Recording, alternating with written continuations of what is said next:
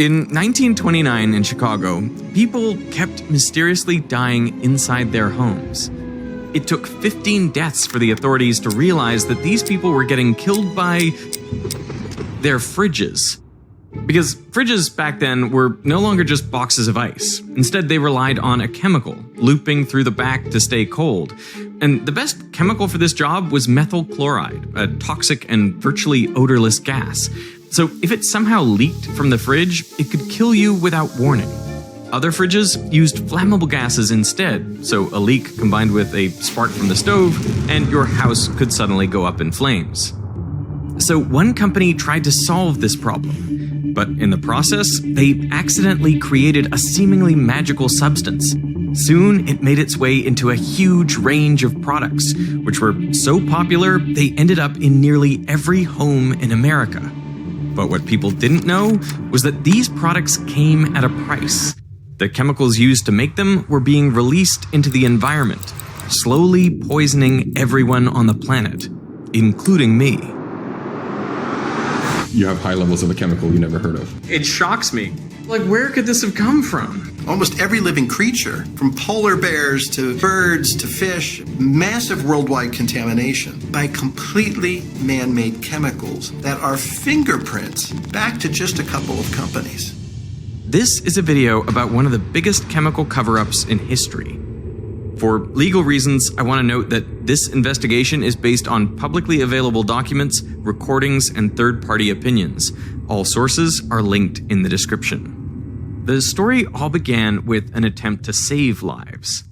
In 1936, a chemical company called DuPont set out to find a safer alternative to the gases used in fridges.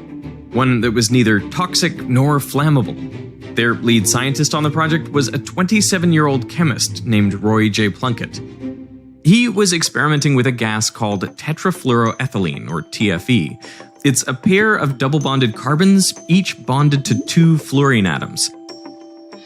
One morning, as Plunkett was setting up a test, his assistant picked out a cylinder full of TFE and twisted the valve. But nothing came out. Plunkett thought the gas must have leaked, but the cylinder still weighed about as much as a full one, so he grabbed a saw and cut the cylinder in half. Inside, he was shocked to see it was full of a white, slippery powder.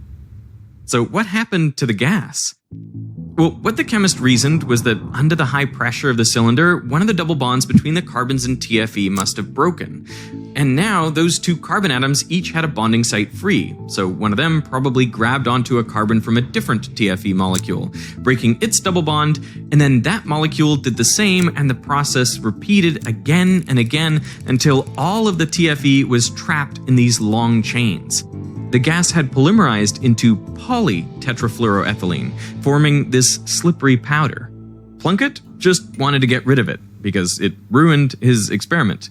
But before throwing it out, he decided to do some tests on it. So he tried pouring water on it, but the water just beat it off. So he tried acid. Again, nothing happened. Then he tried the strongest base he had, but that wouldn't melt it either. Plunkett went through all of the solvents in the lab, but the powder remained intact. It wouldn't melt, corrode, or react with anything. It was seemingly indestructible.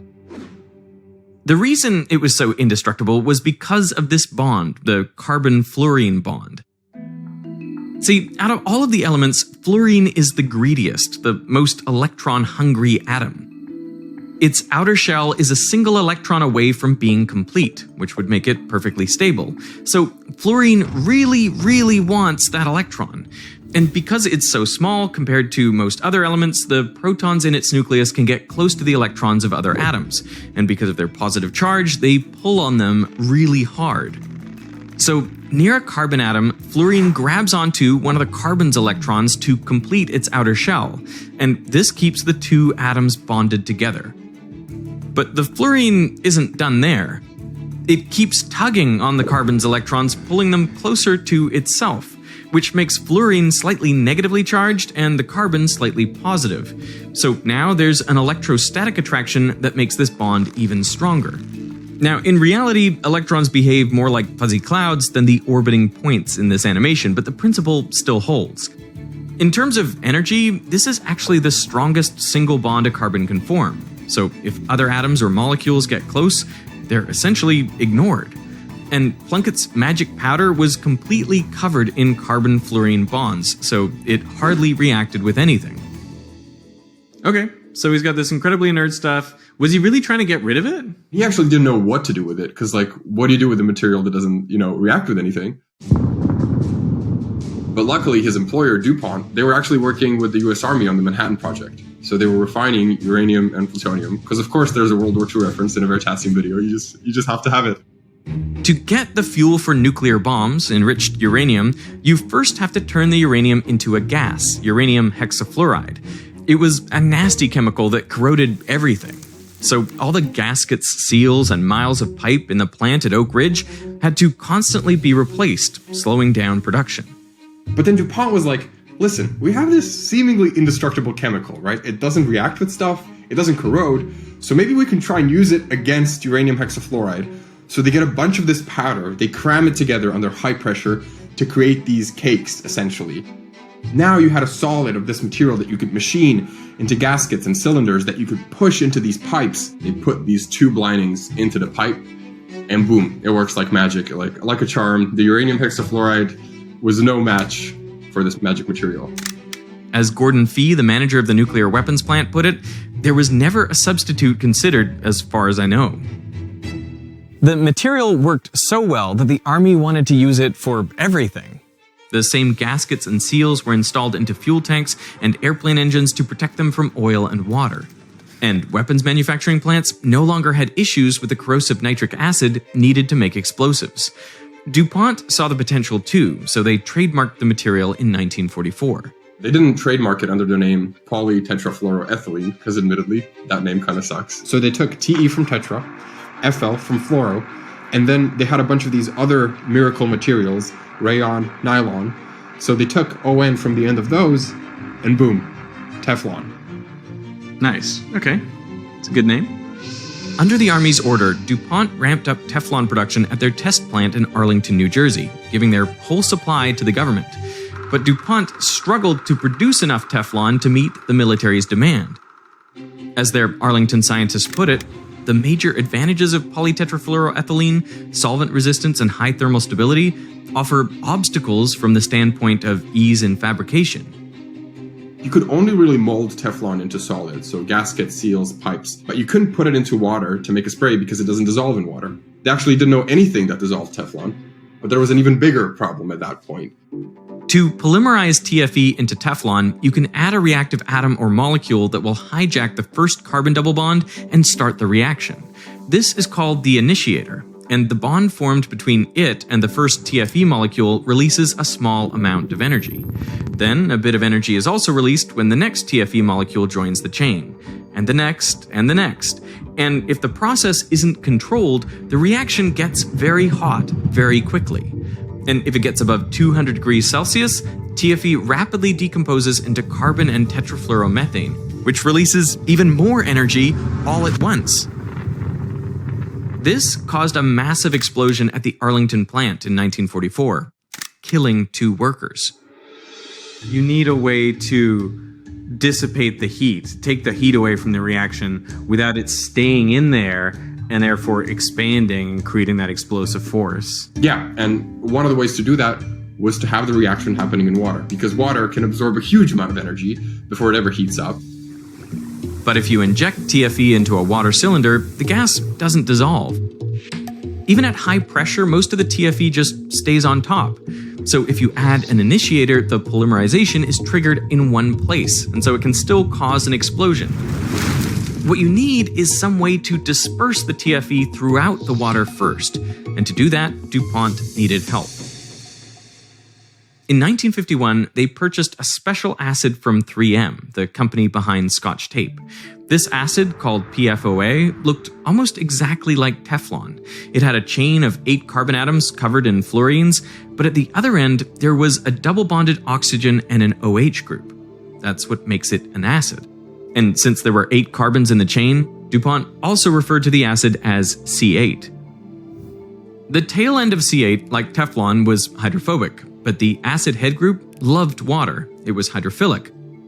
So when you add C8 into water, the molecules rearrange themselves so that the heads touch the water, but the Teflon-like tails don't.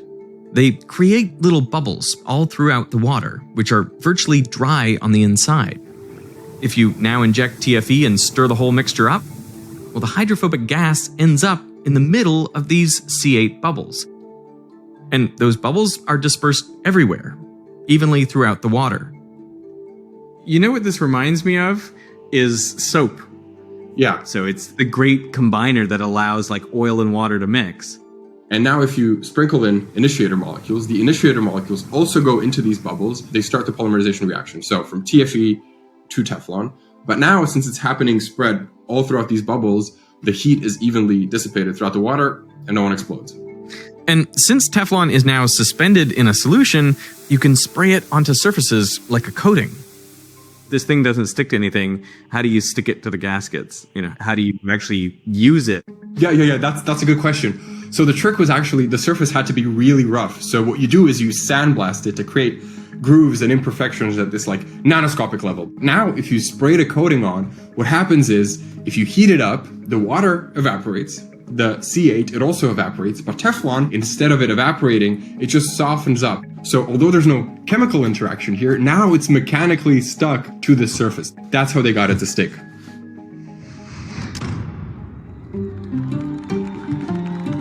With the war over, the Army lifted the secrecy bans on the Teflon patents, and DuPont was allowed to sell it commercially. And suddenly, people all over the world were coating everyday items in Teflon, trying to create a world-changing product. One day in 1954, a French engineer, Marc Gregoire, tried putting Teflon on his fishing gear to prevent tangles. But then his wife saw him doing that, and her reaction was that this is absolute nonsense. No one is ever going to use this. You should do something that someone's actually going to use. So how about you put it on a pan? Make a pan non-stick. And once these pans hit the market, it was a cooking revolution. Teflon, Teflon, Teflon. And DuPont knew exactly how to market it. even oatmeal won't stick to Teflon. Hey, neat! Let me try. And it wasn't just non-stick pans. Teflon, C8, and chemicals like it were used in everything. Slip-away contains the magic of DuPont Teflon. Suddenly, we had Teflon stain-resistant carpets and stain protection sprays like 3M's Scotch Guard. Jackets lined with Teflon were waterproof and breathable. Gore-Tex is the brand name. Teflon was so inert that medical implants made out of it wouldn't be rejected by the body.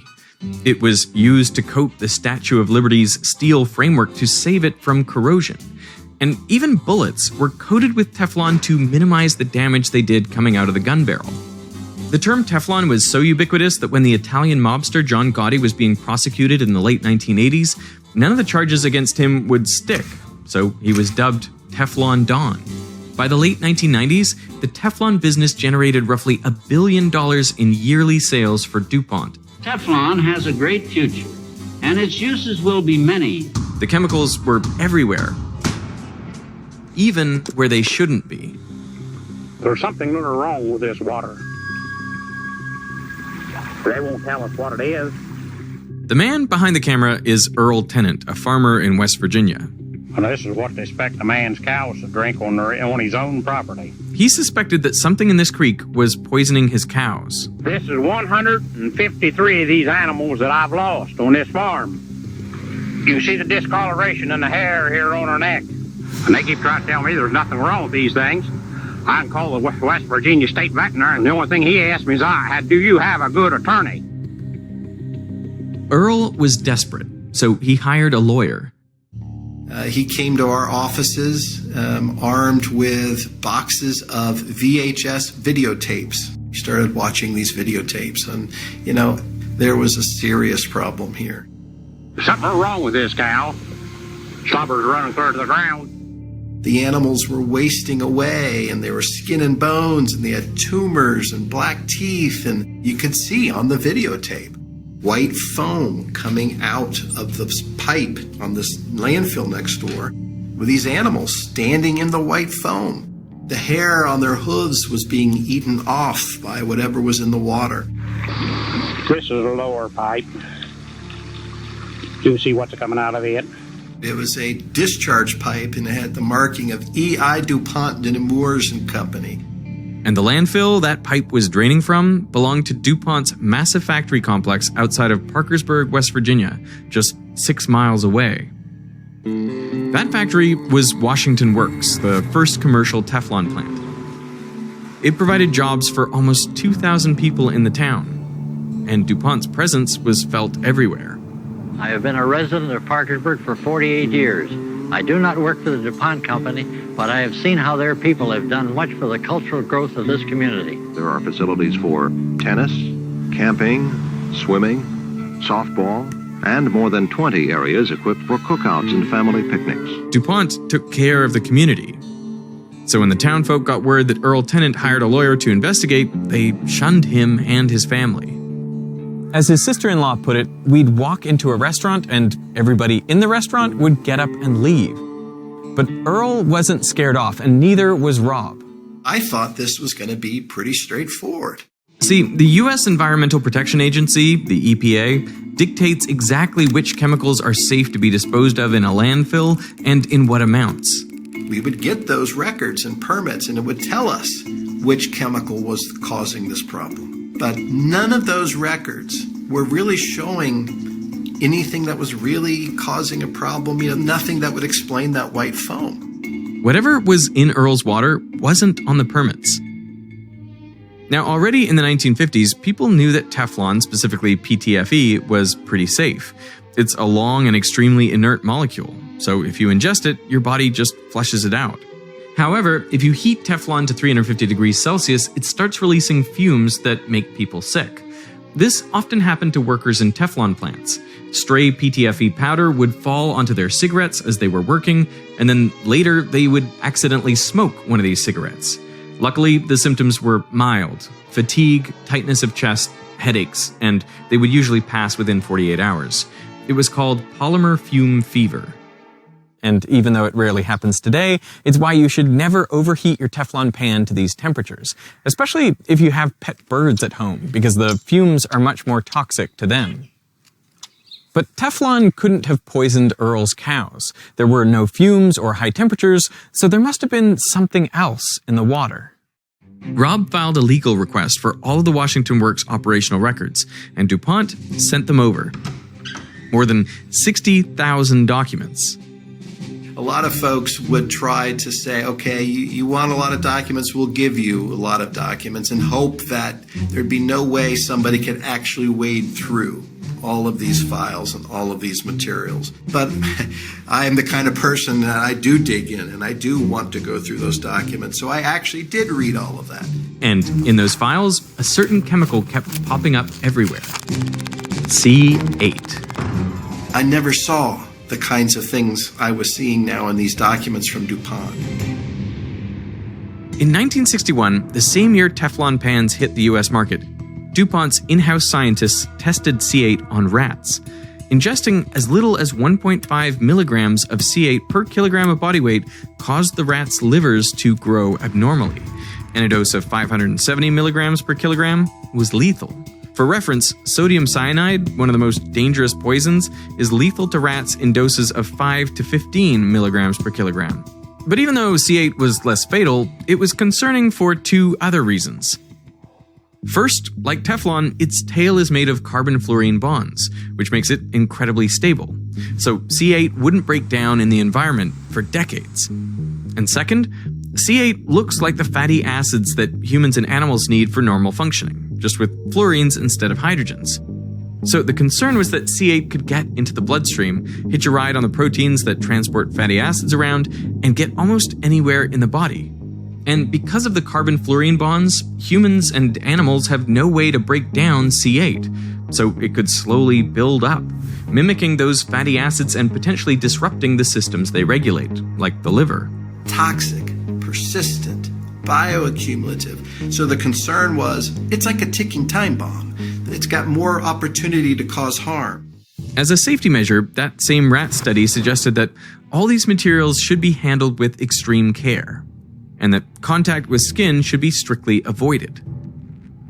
In 1962, DuPont redid the study and confirmed that high doses of C8 kill rats through injury to the stomach, intestine, brain, lungs, and pancreas. Then, in 1965, they found those same toxic effects in dogs. The evidence was mounting. They were even studying monkeys. Some of the monkeys were dropping dead. These chemicals were causing toxic effects in multiple organ systems, in multiple species. All these studies weren't being shared with the scientific community. And likely, no one outside of DuPont would have noticed something was wrong if it was not for Tooth decay, the most widespread of all diseases. In the 1950s, tooth decay was a nationwide problem, so the US started adding inorganic fluorides like sodium fluoride to the public water supply. This helped fight cavities. 16 years after fluoridation, all children will have 65% less tooth decay. In 1975, researchers wanted to know if that inorganic fluoride was getting into people's blood, so they sampled blood from around the US, and the results were as expected. More fluoride in the tap water meant more fluoride in the blood. But they found another type of fluorine in the blood too, which was organic fluorine, carbon-fluorine bonds, and it didn't follow the same trend. Well, these researchers were wondering, where's this coming from? Because this is not a naturally occurring substance. And they did research and they found that 3M was making these organic fluorides, the things like PFOA, all right? So they approached 3M in 1975, asking them, hey, we found this stuff in the general U.S. population's blood, could it be yours? And 3M pled ignorance. But just 3 months later, 3M compared the spectrum of organic fluorine from the study to their own chemicals, and it was a match. Their chemicals were getting into the blood of people all across the United States, but they didn't tell the researchers. 3M and DuPont were worried, so they checked their own workers' blood. And they found that they too were contaminated with C8 at levels 1,000 times higher than those in the study. And when DuPont checked their medical records, many of these workers were showing signs of liver disease. Meanwhile, DuPont was dumping almost 10 tons of C8 into the Ohio River each year, and they were piling up thousands more tons as C8 sludge that would leach from the landfill next to Earl's farm, all while showing commercials like these. And the water that eventually flows to the river is collected at 5 points and analyzed to make sure we don't pollute the Ohio. And by the early 80s, the first cancer study is done in rats, and it confirms PFOA causes, not just might be linked with, but causes testicular tumors. All right? That sends alarm bells off within the company because the concern is, of course, we're putting this in the air, we're putting it in the water, it's in Teflon. DuPont collected samples around Washington Works, and C8 wasn't just in the river, it was in the public water supply. So, in 1984, DuPont officials met to assess whether C8 should be swapped for a safer chemical. But their conclusion was that currently none of the options developed are, from a fine powder business standpoint, economically attractive. So C8 stuck around, and DuPont just came up with a safe dose for drinking water. DuPont scientists are the first people on the planet to say what would be a safe level for humans. They calculated something like 0.6 parts per billion, which they rounded up to 1. And the importance of that is, at that time, that was about the lowest level you could detect in water. Essentially, if we can detect it, it's too high. So to put that into perspective, here is one 2,500 liter tank of water, if filled to the brim. Now imagine you take one drop of PFOA, 0.05 milliliters, and you place it not in one of these tanks or 2 or 3, 20 of these tanks. That's 1 part per billion, and that's the number DuPont thought would be unsafe for humans to drink. And after determining its own safety metric, DuPont tested the landfill wastewater leaching into Earl's Creek. It came back at 1,600 parts per billion. They didn't tell anybody. So at that point, I thought I had figured out what had finally happened to the cows. Rob compiled all the evidence into a 900-page letter and sent it to the EPA, the Department of Justice, and even the U.S. Attorney General. And just a few months later, DuPont settled with Earl Tennant and his family for an undisclosed sum, although they didn't admit to any wrongdoing. But this stuff wasn't just in the water the cows were drinking. This was in the surrounding community's public wells, right? People around Mr. Tennant, the tens of thousands of people in that community had likely been drinking this for decades and didn't know. So Rob sued DuPont again, now on behalf of the 70,000 people around Parkersburg who were unwittingly exposed to C8. And it wasn't just Parkersburg or West Virginia. In the year 2000, researchers analyzed blood samples from thousands of Americans all across the country. And 100% of those samples came back positive for C8, at an average of 5 parts per billion. But if virtually everyone in the US is contaminated, how harmful could C8 really be? This is exactly what Rob had to find out to have a fighting chance against DuPont. So in 2005, he spearheaded a medical study of everyone around Washington Works. Scientists need to know if the chemical C8 causes any health problems. By completing a health questionnaire and having your blood tested, you can help. Analyzing the blood samples and medical records took 7 long years. And many in Parkersburg passed away before a verdict was even reached, including Earl and his wife Sandra. But finally, in 2013, an independent science panel had the results. They confirmed a probable link between C8 and 6 human diseases, including thyroid disease, testicular cancer, and kidney cancer. And these findings were based solely on the nearby community, with an average C8 blood level of 28 parts per billion. So, for example, an average American male has around a 1 in 43 chance of developing kidney cancer. It's around 1 in 73 for females. But a person with more than 30 parts per billion of C8 in their blood serum might have about double the odds, so roughly 1 in 22 for males and 1 in 37 for females. But the data in many of these studies only included survivors, not people who might have already died from C8 exposure. So the verdict was that the findings must be interpreted with caution. The true risk of C8 might be even higher. Luckily, once these studies were published in 2013, DuPont was pressured by the regulators to phase out C8. And by 2017, they had to pay out over $600 million to victims of C8 exposure, which is a pretty small price to pay for a company that made almost $80 billion in sales just that year. And all throughout, DuPont denied any wrongdoing. But that wasn't the end of it for Parkersburg or anyone else, because DuPont separated its entire Teflon business into a spin-off company, Chemours, that agreed to use a different chemical. So what was it? They simply took C8 and knocked 2 carbons off and started making C6. They called it Gen X. Because it was shorter and had an oxygen atom interrupting the carbon chain, it was expected to be more degradable. So Chemours claimed a dose as high as 70 parts per billion of Gen X in drinking water would still be safe.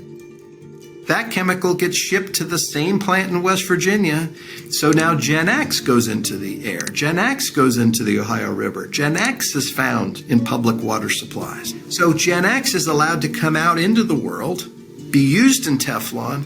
Then the cancer study is done, which shows Gen X causes the exact same 3 tumors in rats that PFOA did: liver, testicular, and pancreatic. And the fact that its chain is shorter also makes Gen X more mobile, so it could contaminate larger areas. The truth is, we just don't know enough about it, and that's exactly the problem. It took us decades to get to the point of finally addressing C8. They simply tweak it a bit, change the chemical name. All of the science and all of the concern, that's on C8. This is C6 or C9 or C4. You don't have enough evidence that these other ones are bad. This is whack-a-mole. We get to the point we're addressing one and the new one pops up and we're told we have to start over. And it isn't just C8 or Gen X. They belong to a family of over 14,000 different man-made chemicals, all covered in carbon-fluorine bonds. And companies can make them however they want: C7s, C9s, branched, polymers, acids. The generic term for all of these substances is PFAS, per- and polyfluoroalkyl substances. And like Teflon, they have almost magical qualities. They repel liquids, so PFAS are used to make clothing waterproof. They're also grease resistant, so we coat things like fast food wrappers and microwave popcorn bags in PFAS to prevent stains. Waterproof lipstick and mascara, hygiene products, and even contact lenses have PFAS in them. Even the screen you're watching this on likely has a PFAS anti-smudge coating. The trouble is that the same carbon-fluorine bonds that make PFAS so stable and useful in consumer products also make them incredibly persistent in the environment. Which is why you might also know PFAS under a different name, forever chemicals. They have been found everywhere, from bustling cities to untouched areas of wilderness. Every continent, including Antarctica, has PFAS all over it. Almost every living creature, from polar bears to birds to fish, I mean, this stuff is being found everywhere. So, massive worldwide contamination. But by completely man-made chemicals that are fingerprints back to just a couple of companies. Even though companies knew how dangerous these chemicals were 50 years ago, they decided not to inform the public and the regulators. So we're only finding out about this global contamination now. And there have been many cases where important public health information doesn't get widely disseminated for years. And whenever that happens, media coverage can be inconsistent, which is why I've partnered up with Ground News as the sponsor of this video. Their platform reveals how stories like these are covered across the media landscape. For example, a recent study suggested that 23 million Americans were exposed to forever chemicals through wastewater. But you probably haven't seen the story since fewer than 40 outlets even published it. And take a look at how different some of these headlines are. With Ground News, you can also see that government-funded sources had limited reporting of this story, and only 9% of the publications were right-leaning. So Ground News flagged this as a potential blind spot. It's highlighted on their blind spot feed, where you can see stories that are disproportionately covered by one side of the political spectrum. The whole point of Veritasium is to make videos that get to the truth, whether that's explaining misconceptions or getting to the bottom of potentially dangerous chemicals. Ground News helps us do that, and they can help you too. So if you, like us, care about getting to the truth, go to ground.news/VE or scan this QR code. Our link gets you 40% off their Vantage plan. And now, back to PFAS. Okay, now I want to find out how much of these chemicals is actually in my blood. So I have a little test here. Ugh. I hate the idea of drawing my own blood. Okay, that was pretty easy actually. I was really worried that there was not going to be enough blood coming out. But no, there's plenty. So the question is, how much of these dangerous chemicals are in my blood? Has anyone ever come back with blood that has zero PFAS whatsoever? I've been doing blood testing on PFAS since 2007, and I've never seen a non-detect. No way. So I hear that 98% of the population has PFAS in their blood, but I'm looking for that 2% that doesn't, because I've yet to see them. That's incredible. I mean, very, very bad incredible, but wow. But if everyone on Earth has trace amounts of these chemicals in their blood, how much harm could they really be doing? I want to make a distinction because it turns out not all PFAS are equally dangerous. You can kind of split them up into two groups. First up, you have long, repeating chains of carbon-fluorine bonds that are tens or hundreds of thousands of atoms long. So stuff like Teflon. These are so big and inert that even if you do ingest them, your body's just going to flush them out. They can't be absorbed into your bloodstream, so you're pretty safe. They're called fluoropolymers because of the long, repeating chains of carbon and fluorine bonds. But the catch is, to make these fluoropolymers, stuff like Teflon, you need to use processing aids, things like PFOA or Gen X, and those are the nasty ones. These molecules are 5 to 10 carbons long, which makes them small enough to actually enter the bloodstream. They have functional groups at the ends that are usually acids. The most common ones are perfluoroalkyl acids, which means that they can bind to the proteins in your blood and be transported anywhere in the body.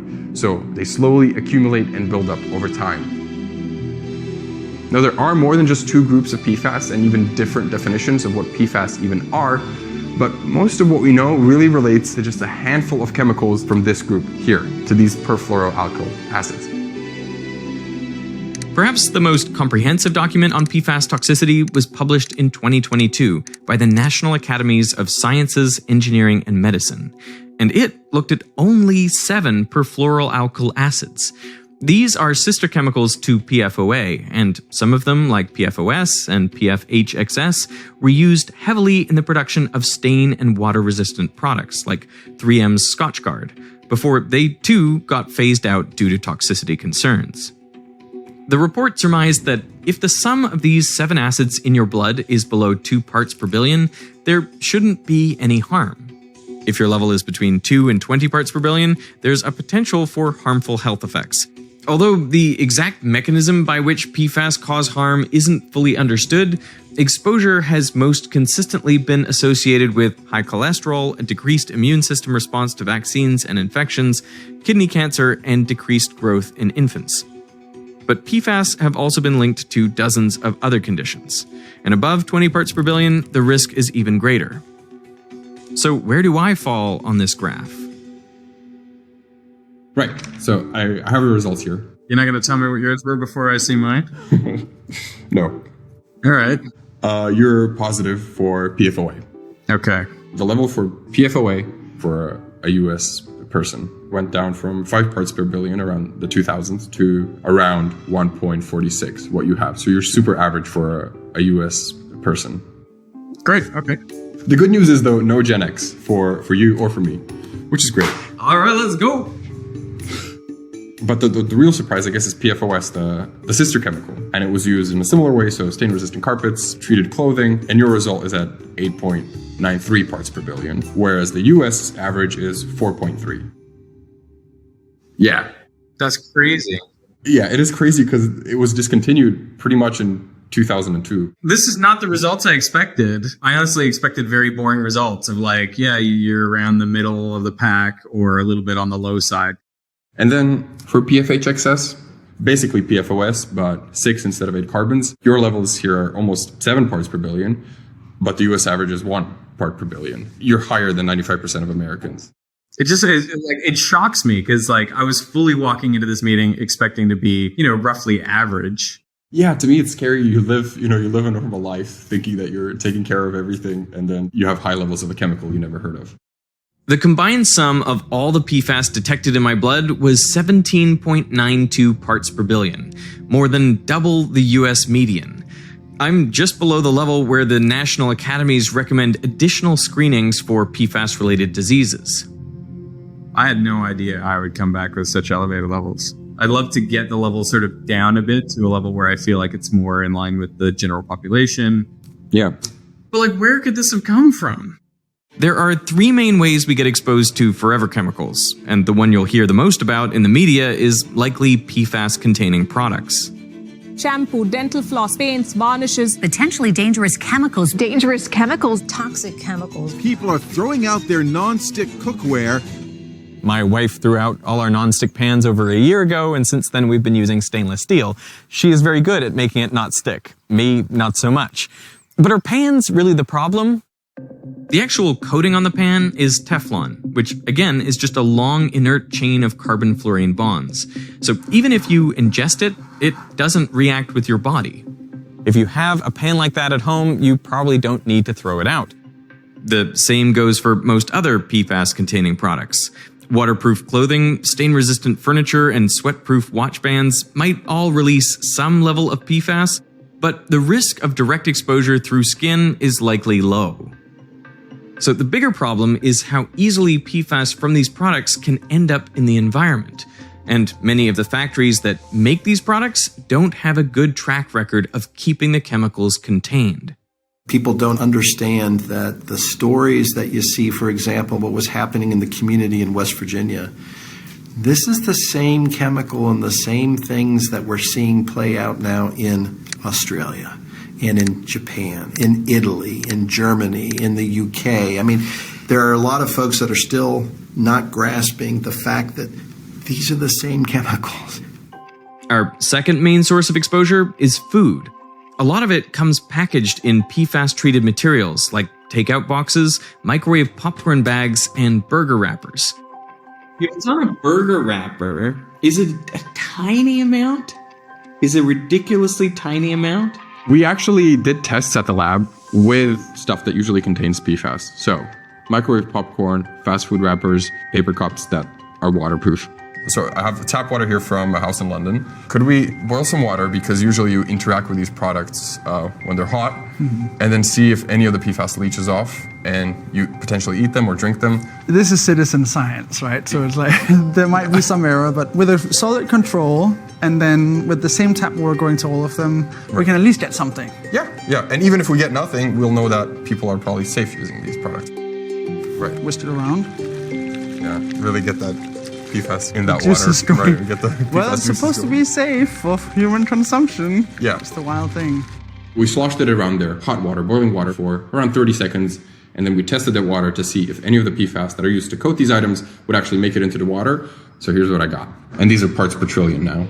So for PFOA, good news, basically no detection anywhere, except for the microwave popcorn. I will say these are very low levels, but hold your horses, because the microwave popcorn gets worse. The thing about microwave popcorn, it's sitting in there wrapped up with the popcorn for months or years before you ever stick it in your microwave.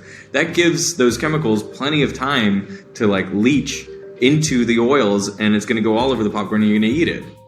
This could explain some of our own results. The level for PFPEA, which is a shorter variation of PFOA, came back at 10 parts per trillion after the popcorn bag test.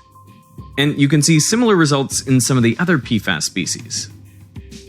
But then microwave popcorn actually drops for PFOS. Why could that be? We don't actually know. I was going to say maybe the PFAS went on that wrapper and found its friends and just hung out there. Yeah, could be. I know we've only done one test here, no repeat measurements, so we can't conclude much from this. But there's something to be said for when you're using these products, they're going to leach into your water, leach into your food. And research tends to agree. A 2019 study found that eating fast food and microwave popcorn especially can increase your PFAS load, while eating home-cooked meals doesn't. But even something as simple as reheating your food on a plate instead of in the original packaging could prevent PFAS from migrating to your food. Now, you might expect that these part per trillion levels we detected in the London tap water are nothing compared to the parts per billion you'd find in human blood.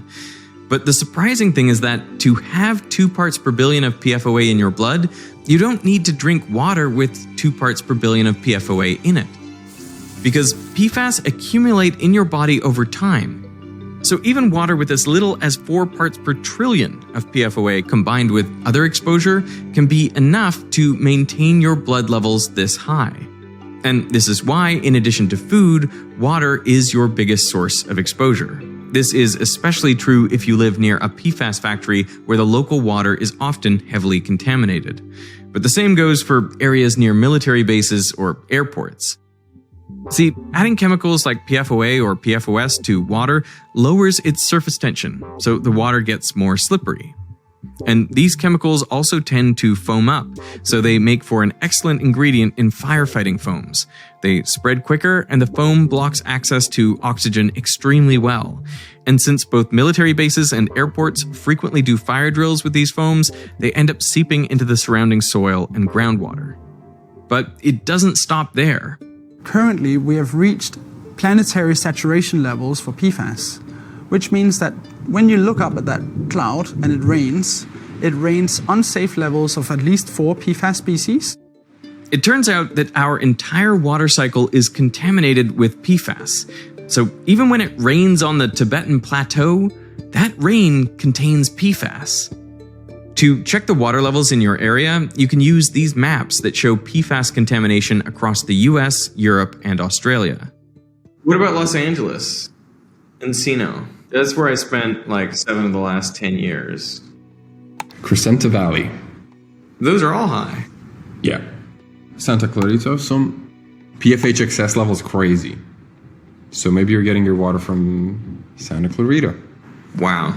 There's a calculator it could give you what an estimate in your blood serum is. What we can try to do now is put that up in the calculator, see if you get something close to what you have if you want. Sure.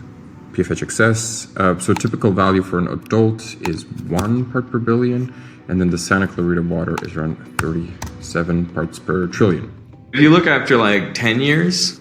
So after roughly 10 years of exposure, you would have 6.85 parts per billion in your blood. And then I can tell you that you are at 684.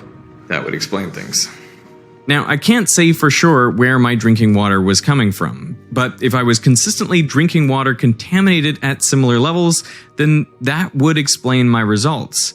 But if you're worried about your own water, you should contact your provider directly for the most relevant information. It's concerning just how unregulated drinking water has been. It was actually only a year ago, in April 2024, that the US EPA finally set legal limits for PFAS in drinking water. The safe level for PFOA went down from DuPont's initial 1 part per billion to 4 parts per trillion. So we're no longer talking about 1 drop of PFOA in 20 of these tanks. We're talking about 1 drop in 5,000. That's 5 Olympic-sized swimming pools. And if there's even a drop of PFOA in there, the EPA is concerned. The same 4 parts per trillion limit was also set for PFOS, the sister chemical. And Gen X went down from the 70,000 parts per trillion initially proposed by Chemours to just 10. The same goes for PFH excess. For reference, the EPA's limit for lead in water is 10,000 parts per trillion, and for cyanide, 200,000. It gives you a pretty clear indication of how concerned the scientific community is. And just when we got EPA limits, we got a new administration in the US which might be reversing some of the PFAS bans. So you can't always depend on the regulators, and you seemingly can't depend on the companies that make this stuff to dispose of it safely. So what can you do? If your water is contaminated, you might want to consider getting a PFAS certified filter. Reverse osmosis, granulated active carbon, and ion exchange filters are all capable of removing PFAS out of drinking water. But the responsibility to filter drinking water shouldn't come down to the individual. PFAS should be captured at the source during manufacturing, before they ever reach the environment. And some companies, like Pure Affinity, are developing custom filters to make that happen. So very lab-looking lab. Exactly, yeah. So could you walk me through like what all these pipes do and what do you have in here? So this water is representative of where you've had a big firefighting foam incident. Right. So you want to filter this water, but basically the concept is take it from the top through the vessel. As it passes through this material, it basically sticks on to some of the PFAS chemicals in water, and then you run into another part of treatment, right, and a third one. To me, it seems like if PFAS are so like bioaccumulative and actually persistent and stable, they don't really react with things. So how do you force them to react with stuff in here? Basically taking advantage of this long organic tail as well as the polar head.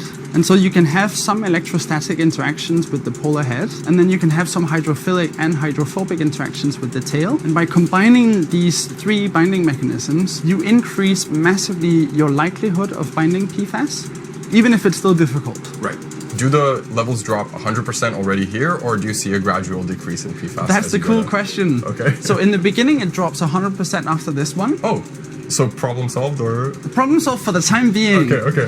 What we see right now is it will last about 40,000 volumes of this vessel. So a 10-liter vessel would basically provide all of the PFAS treatment for a household. In a year? For a year.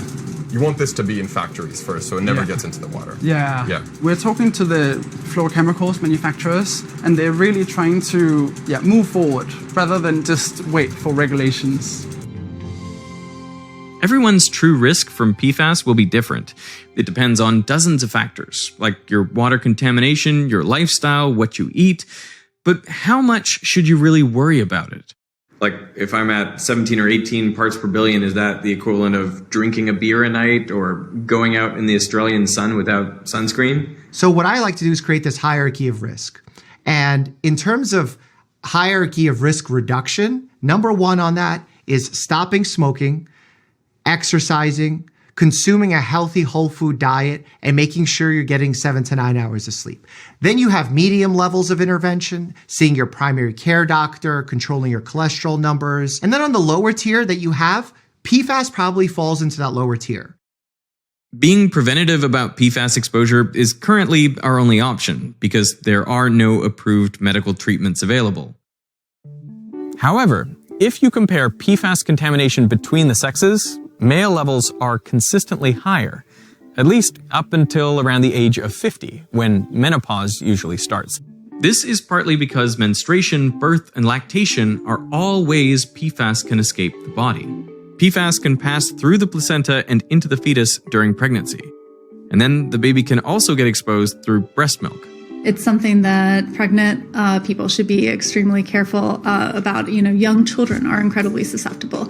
They're drinking more water, they are growing, they are near surfaces like treated carpets. Now, not everyone has to change their lifestyle because of PFAS. But if you're in a high-risk group because of pregnancy or because you live or work in a PFAS-contaminated area, you might want to consider it. Firefighters have especially high PFAS levels because their gear and foams are laced with them. Remarkably, a 2022 study found that when firefighters donated blood or plasma frequently enough, they reduced their PFAS levels by up to 30% within a year. And it's kind of ironic that, our health system's coming back to bloodletting. What do you think about the idea of donating blood as a way to reduce PFAS in the body? I've never heard of that as a strategy. That's kind of interesting. Well, I definitely recommend people donate blood more frequently, not because of PFAS exposure, but because of the fact we desperately need blood. What's important to note is that, especially in this current administration, we need to be very careful about shifting budgets away from research agencies, because without that research, the guidance that I'm giving is going to be significantly more flawed. The reason I'm able to talk about what we know and what we don't know comes from that research. So if we're going to be cutting the budgets to these major agencies and letting scientists go, we're only going to get worse and worse information. We are still a good few years away from proper medical treatment and better PFAS regulations because this is extremely tricky. There are places where we should ban PFAS completely, like hygiene products, cosmetics, and food packaging. And some countries are already doing that. But we also can't ban PFAS altogether, at least not yet, because we still rely on these chemicals for things like medical implants, and it's currently impossible to make semiconductors for our electronics without them. All the tubing for the vaccine manufacturing is PFAS-based. They take us to space as well, our spacesuits. But even in these niche applications, we have to be responsible around how we use it. People are coming together from a lot of different disciplines to create destruction mechanisms, to create novel capture materials, and to create novel replacements.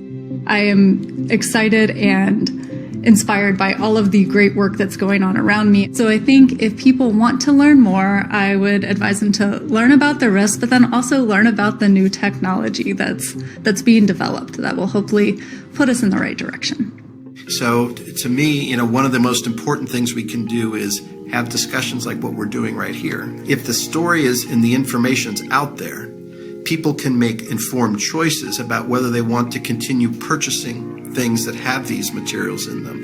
And what we're seeing is consumers, as they do become aware, are saying, no, we don't want these chemicals. And companies are voluntarily coming forward and taking these chemicals out of products because the consumers are now demanding it. We've been here before with leaded gasoline, Freon, and asbestos, and each time we did the research and made the right decision to phase these chemicals out. With PFAS, we're just starting to understand the problem, but I'm hopeful we'll make the same decision again. If you want to inform yourself more about PFAS, we've attached all the sources we've used to make this video down in the description. It's actually our longest episode ever, and we couldn't have made it without the help of our sponsor, Ground News. So if you want to be more informed about the issues around the world that are affecting you and everyone else out there, go to ground.news/VE or use this QR code. I really want to thank Ground News for sponsoring this video, and I want to thank you for watching.